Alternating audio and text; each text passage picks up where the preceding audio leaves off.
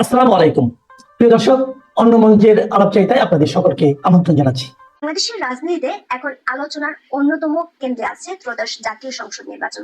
একদিকে বাংলাদেশের অন্তর্বর্তী সরকার নির্বাচনের প্রস্তুতি নিচ্ছে বলে দাবি করছে, অন্যদিকে নির্বাহী আদেশে 16 বছর ধরে ক্ষমতাসীন আওয়ামী লীগের কার্যক্রম নিষিদ্ধ আছে। নির্বাচন যদি সত্যি ঘনিয়ে আসে, তাহলে দেশটির সবচেয়ে পুরাতন দলটি কি করবে, এমন প্রশ্ন রেখে গণমাধ্যমে কিছু প্রতিবেদন প্রকাশিত হচ্ছে। আওয়ামী লীগের অভ্যন্তরীণ কয়েকটি সূত্র দাবি করেছে, অধ্যাপক ইউনূসের নেতৃত্বাধীন বাংলাদেশের অন্তর্বর্তী সরকারের বিরুদ্ধে মাঠে নামতে যাচ্ছে দলটি। 3টি ধাপে দলটি দেশে ও দেশের বাইরে সংগঠিত হয়ে কাজ করবে। প্রথম ধাপের অংশ হিসেবে চলতি অগস্ট মাস থেকে আন্দোলনে নামার জন্য তৃণমূলকে সংগঠিত করার দায়িত্ব পেয়েছে দলটির শীর্ষস্থানীয় নেতারা। এ লক্ষ্যে বাংলাদেশের সাবেক প্রধানমন্ত্রী ও আওয়ামী লীগ সভানেত্রী শেখ হাসিনা দ্বিতীয়বারের মতো দলটির নেতাদের সাথে বৈঠক করেছেন। 7 আগস্ট বিকেলে দলের 6 নেতার সাথে দিল্লিতে নিজ বাংলোতে এই বৈঠক অনুষ্ঠিত হয়েছে। এর আগে গত 31শে জুলাই শেখ হাসিনা প্রথমবারের মতো দলটির 6 শীর্ষ নেতার সাথে বৈঠক করেছিলেন। প্রথম দফায় বৈঠকে অংশ নেয়া 6 শীর্ষ নেতা 6 আগস্ট কলকাতায় অবস্থানকারী আওয়ামী লীগ ও অঙ্গ সংগঠনের নেতাদের সাথে বৈঠক করেছেন। বৈঠকের একাধিক সূত্রে জানা গেছে, বাংলাদেশের প্রতিটি জেলার তৃণমূল নেতাদের মধ্য থেকে নেতৃত্ব বাছাই করে আন্দোলন পরিচালনার দায়িত্ব দেওয়া হবে। অন্যদিকে সরকারি সূত্রগুলো বলছে, আওয়ামী লীগের তৎপরতা বাড়তে পারে এমন খবর গোয়েন্দা সংস্থাগুলো সরকারকে দিয়ে রেখেছে। বিশেষ করে দিল্লিতে বসে শেখ হাসিনা দলটির শীর্ষ নেতাদের সাথে বৈঠক করে যাচ্ছেন বলে সংবাদ মাধ্যমে খবর প্রকাশ হওয়ার পর থেকে চিন্তিত হয়ে পড়েছে সরকার। সেজন্য দলটির নেতাকর্মীদের ধরপাকড়ের মাত্রাও বেড়েছে। গত এক সপ্তাহে দলটির কমপক্ষে 1600 নেতাকর্মীকে আইন শৃঙ্খলা বাহিনী গ্রেপ্তার করেছে। বিশেষ করে 15 আগস্ট যাতে কোনো বড় ধরনের কর্মসূচি দলটি করতে না পারে, সে লক্ষ্যে আইন শৃঙ্খলা বাহিনী কাজ করে যাচ্ছে বলে দাবি করেছেন পুলিশের কয়েকজন ঊর্ধ্বতন কর্মকর্তা। ফলে দৃশ্যত সামনের দিনগুলোতে বাংলাদেশের রাজনৈতিক পরিস্থিতি আরো সহিংস ও সংঘাতময় হয়ে ওঠার আশঙ্কা প্রকাশ হচ্ছে। বিস্তারিত জানতে চলুন যাওয়া যাক বিশ্লেষণে। আওয়ামী লীগের ক্ষমতা হারানো আর শেখ হাসিনার দিল্লিতে অবস্থানের 1 বছর হয়ে গেল। শেখ হাসিনা ছাড়াও দলটির সাবেক মন্ত্রী, সাংসদ ও ক্ষমতাধর নেতাদের অনেকেই দেশের বাইরে আছেন। জেবির খান সহ কমপক্ষে 2টি বড় অভিযানে দলটির অনেক নেতা কর্মীকে সরকার গ্রেপ্তার করেছে। মব সন্ত্রাসের মাধ্যমে বহু নেতা কর্মীর বাড়িঘর জ্বালিয়ে দেওয়া হয়েছে। বাংলাদেশের অন্তর্বর্তী সরকারের পক্ষ থেকে অবশ্য দাবি করা হয়েছে, আওয়ামী লীগের উপর ক্ষুব্ধ হয়ে মানুষ এসব করেছে। গ্রেপ্তার ও নিপীড়ন এড়াতে বহু নেতা কর্মী দেশের মধ্যে পালিয়ে আছেন। দলটির সাবেক মন্ত্রী, এমপি সহ নেতা কর্মীদের একটা বড় অংশ গ্রেপ্তার হয়ে মানবতা বিরোধী অপরাধ ও হত্যাকাণ্ড সহ বিভিন্ন মামলায় বিচারের মুখোমুখি হচ্ছেন। শেখ হাসিনা সহ দলটির শীর্ষস্থানীয় নেতাদের বিরুদ্ধে জুলাই হত্যাকাণ্ডের ঘটনায় মামলার স্তূপ জমে গেছে। আন্তর্জাতিক অপরাধ ট্রাইব্যুনালে শেখ হাসিনা ও সাবেক স্বরাষ্ট্রমন্ত্রী আসাদুজ্জামান খান কামালের বিরুদ্ধে মামলার শুনানি চলছে।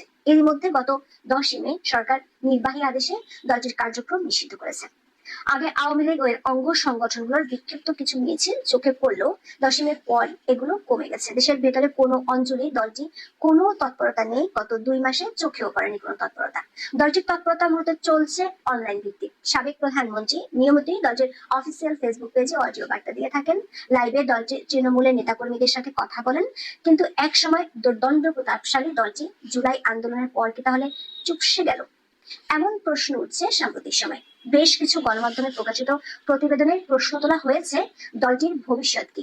আগামী নির্বাচনে যদি আওয়ামী লীগকে অংশ নিতে দেয়া না হয়, তাহলে দলটি কি করবে? এর মধ্যে গণমাধ্যমের খবর হলো, গত 31শে জুলাই শেখ হাসিনা দলের 6 শীর্ষ নেতাকে দিল্লিতে ডেকে পাঠিয়েছিলেন।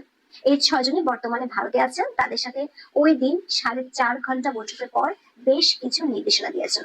শেখ হাসিনার নির্দেশ অনুযায়ী 6 আগস্ট ওই 6 নেতা কলকাতার পার্ক স্ট্রিটে আওয়ামী লীগ ও অঙ্গ সংগঠনের প্রায় 50 জন নেতার সাথে বৈঠক করেন। অধ্যাপক ইউনূসের নেতৃত্বাধীন সরকারের পদত্যাগের দাবিতে দলটি আন্দোলনে নামার সিদ্ধান্ত নিয়েছে।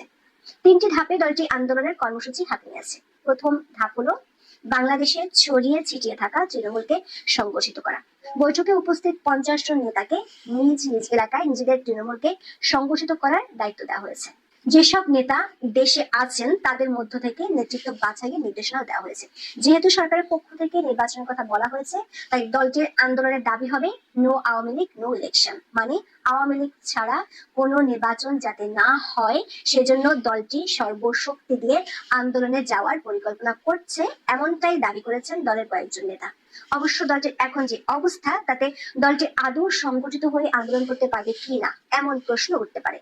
দলটির নেতারা বলছেন দলের 6 সিনিয়র নেতার সাথে শেখ হাসিনার বৈঠকে এই বিষয়টি নিয়ে আলোচনা হয়েছে। সেজন্য কমপক্ষে 3 স্তরে নেতৃত্ব বাছাইয়ের কথা বলা হয়েছে, যাতে আইন শৃঙ্খলা বাহিনী গ্রেপ্তার করলেও সাংগঠনিক তৎপরতা দমে না যায়।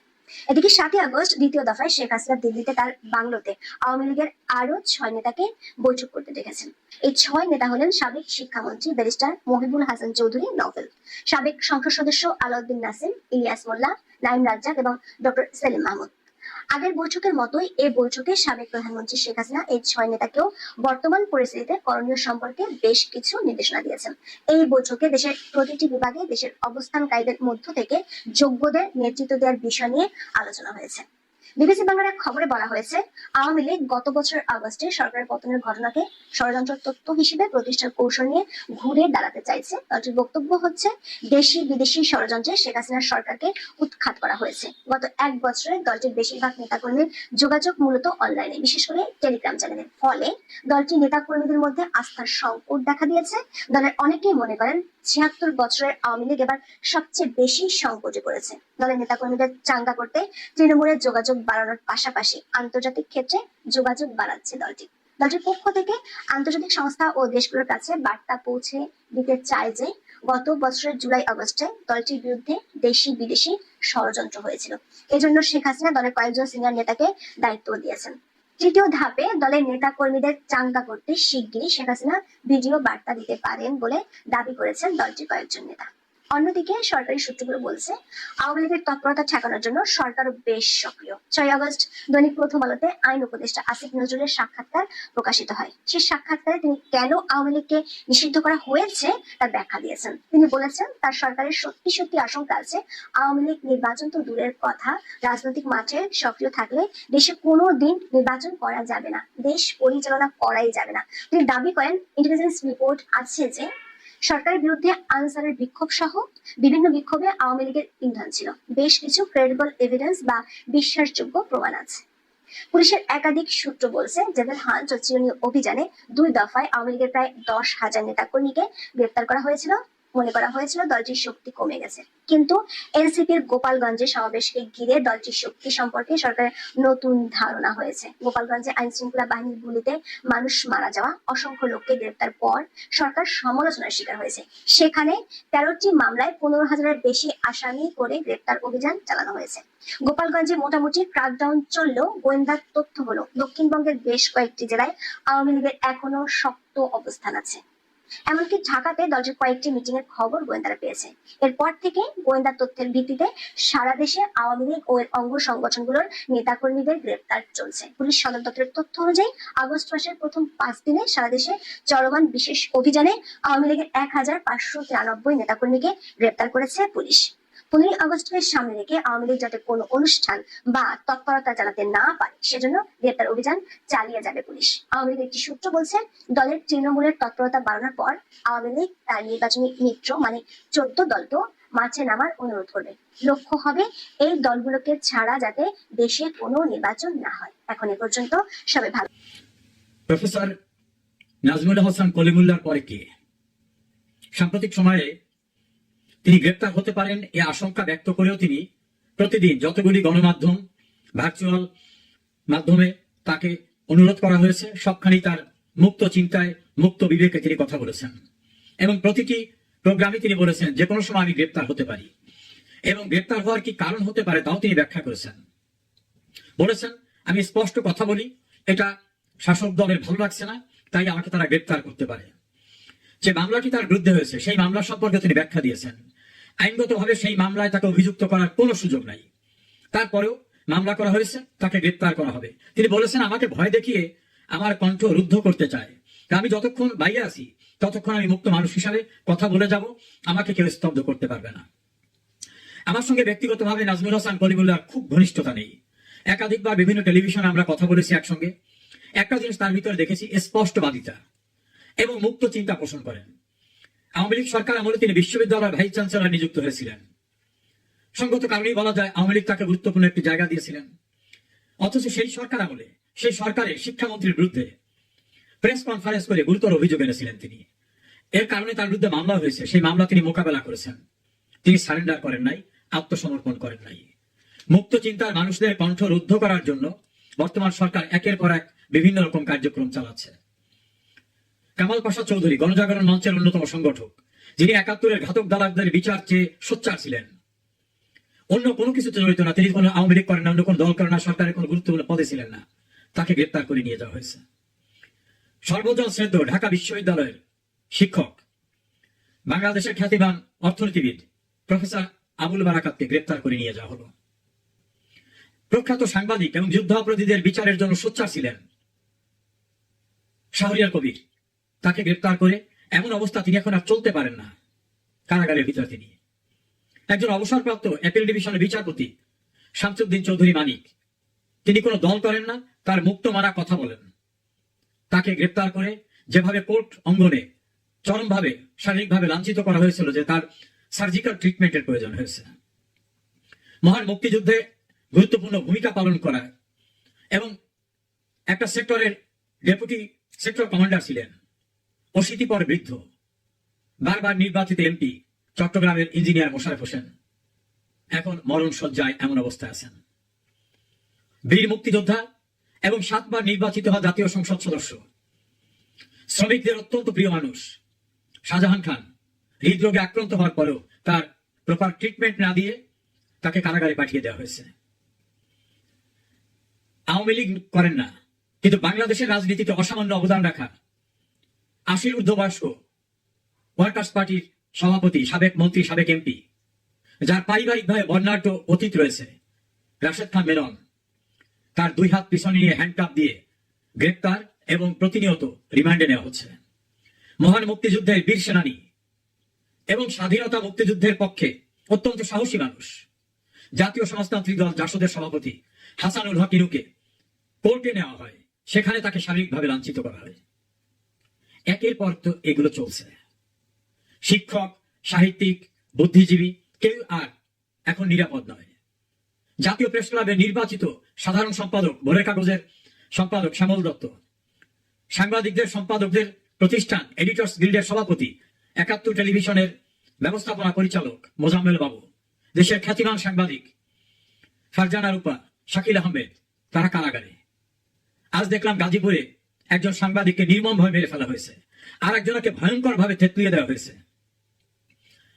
প্রায় 600 মামলায় সাংবাদিকরা আসামি হয়েছেন, তাদের অ্যাক্রেডিটেশন কার্ড বাতিল করে দেওয়া হচ্ছে। গণমাধ্যমে যেখানে তারা চাকরি করতেন সেখান থেকে জোর করে বের করে দিয়ে ইনুসপন্থীদের জোর করে বসানো হচ্ছে। সংস্কৃতি উপদেষ্টাকে একটা প্রশ্ন করার জন্য 5 জন সাংবাদিকের চাকরি চলে গেল। এভাবেই জগদ্দল পাথর এবং স্টিম রোলার চালানো হচ্ছে গণমাধ্যমের উপরে। একটি গণমাধ্যম নেই বাংলাদেশে যে মুক্ত চিন্তায় কোনো কিছু লিখবে বা কোনো কিছু বলবে, বললে আর রক্ষা নেই, চাকরি যাবে, মব আক্রমণের শিকার হবে।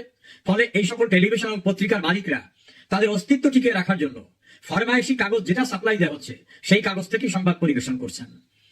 এভাবেই বাংলাদেশের মুক্ত চিন্তার বিকাশ ঘটাচ্ছেন ডক্টর ইউনূস।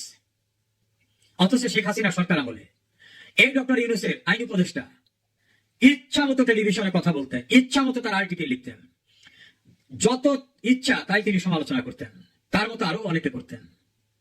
আর আজকে কথা বললে আর রক্ষা নাই, ডিজিটাল সিকিউরিটি অ্যাক্টও মামলা হয়ে যাচ্ছে, সাংবাদিকদের পরিত্রাণ নাই। কত সাংবাদিক প্রেস ক্লাবের সদস্য পদ হারিয়েছে, বিএসএস থেকে বের করে দেওয়া হয়েছে, অন্যান্য পত্রিকা এবং টেলিভিশন থেকে বের করে দেওয়া হয়েছে। কতজনের বিরুদ্ধে মামলা, বাংলাদেশ ব্যাংকের সেন্ট্রাল ইন্টেলিজেন্স ইউনিট তদন্ত করে কতজনের অ্যাকাউন্ট ফ্রিজ করে রেখেছে, মালিকদের চাপ সৃষ্টি করে কতজনকে চাকরিচ্যুত করা হচ্ছে, সব তথ্য আছে। এই তথ্য বিলীন হয়ে যাবে না। গণমাধ্যম এবং মুক্ত চিন্তায় এই সরকার বিশ্বাস করে না। যদিও কথার কথা বলেছিল যত ইচ্ছা লেখেন, কিন্তু শব্দ উচ্চারণ করলে আর রক্ষা নেই। এবং তাকারা এই ডক্টর ইউনূস, আসিফ নজরুলের মব বাহিনী। কারাগারে এখন আর উপচে পড়া ভিড় ধরছে না। ৪৫,০০০ হাজতি রাখার ক্যাপাসিটির কারাগারে আওয়ামী লীগেরই গ্রেপ্তারকৃত আসামির সংখ্যা, মানে যারা আওয়ামী লীগ করেন, তার সংখ্যা 4 লাখ অতিক্রম করেছে। দৈনিক সমকালের রিপোর্ট ছিল 2 মাস পূর্বে 3,59,000, সেটা বৃদ্ধি পেয়েছে। এখন জেলখানায় শত দূরের কথা বসার মতো অবস্থাও নাই। সারা বাংলাদেশটাকে ডক্টর ইউনূস একটা জেলখানায় পরিণত করছেন। আওয়ামী লীগ করা না, মুক্তিযুদ্ধে বিশ্বাস করে এমন কোন মানুষের বাড়ি থাকার কায়দা নাই। আত্মীয় স্বজনের বাড়ি গেলে সেখান থেকে গ্রেপ্তার হচ্ছে। গা ঢাকা দিকে কোথায় থাকবে? সারা বাংলাদেশটাকে এখন একটি কারাগারে পরিণত করেছে ডক্টর ইউনূস। তাতে কি রক্ষা হবে? শেষ রক্ষা হবে? জেলখানায় না হয় আর ধরছে না, সারা বাংলাদেশটাকে কারাগার বানাচ্ছেন। কারাগারের ভিতরে এক বগুড়ায় 4 জনকে হত্যাকাণ্ডের শিকার হতে হয়েছে। ঢাকায় সহ বিভিন্ন জায়গায় অভিযোগ আছে তাদেরকে নির্মমভাবে মেরে ফেলা হয়। যখন আর একজন সাবেক সংসদ সদস্যকেও মেরে ফেলে বলা হয়েছে মারা গেছে। একটা শুনতাম অপারেশন ক্লিন হার্ট, মেরে ফেলার পরে বলা হতো হৃদরোগে আক্রান্ত হয়েছে। এখন বেনামিতে জেলের ভিতর মেরে ফেলা হচ্ছে। আশঙ্কা বড় বড় জেলের ভিতরে যে সকল গুরুত্বপূর্ণ ব্যক্তিরা আছেন, সাবেক মন্ত্রী, সাবেক এমপি, রাজনৈতিক নেতা, সচিব, সেনাবাহিনীর কর্মকর্তা, পুলিশের কর্মকর্তা, তাদেরকে মেরে ফেলা হবে, এরকম আশঙ্কা তাদের পরিবার বিভিন্নভাবে করছেন। সামাজিক যোগাযোগ মাধ্যমেও এরকম তথ্য আসছে। আমার অভিমত, এসব করে পরিত্রাণ হয় না। ডক্টর ইউনূস, আসিফ নজরুল, আপনারা দেখলেন না কি অবস্থা? আসিফ নজরুলকে 9 ঘন্টা আটকে রেখেছে। পুলিশ পাহারায় বেরিয়ে আসার সময় তাকে চিৎকার করে গালিগালাজ করতেছে। আজ দেখলাম টেলিভিশনে কোথায় আসিফ নজরুল প্রোগ্রামে গেছেন, তাকে কথা বলতে দিচ্ছে না। ডক্টর ইউনূস, আপনি আপনার নিয়োগকর্তাদের রক্ষা করার জন্য সেনাবাহিনীর সাজোয়া গাড়ি, বিজিবি, র্যাব, পুলিশ, সোয়াত বাহিনী, ডগ স্কোয়াড সবকিছু দিচ্ছেন, লোকজন আসে না। বুঝতে পেরেছেন? পরিস্থিতির অবনতি এমন জায়গায় নিয়ে যাচ্ছেন, এই জেলখানা কিন্তু থাকবে। আজকে যাদের মিথ্যা মামলায় গ্রেপ্তার করে জেলে অন্তরীণ করছেন, রিমান্ডের নামে যাদেরকে নির্মমভাবে টর্চার করতেছেন, শারীরিকভাবে, মানসিকভাবে। দর্শক, সম্পূর্ণ ভিডিওটি দেখলেন, আশা করি বিষয়টি বুঝতে পেরেছেন। এ নিয়ে আপনার গুরুত্বপূর্ণ মন্তব্যটি অবশ্যই কমেন্ট বক্সে জানিয়ে দিবেন। ধন্যবাদ।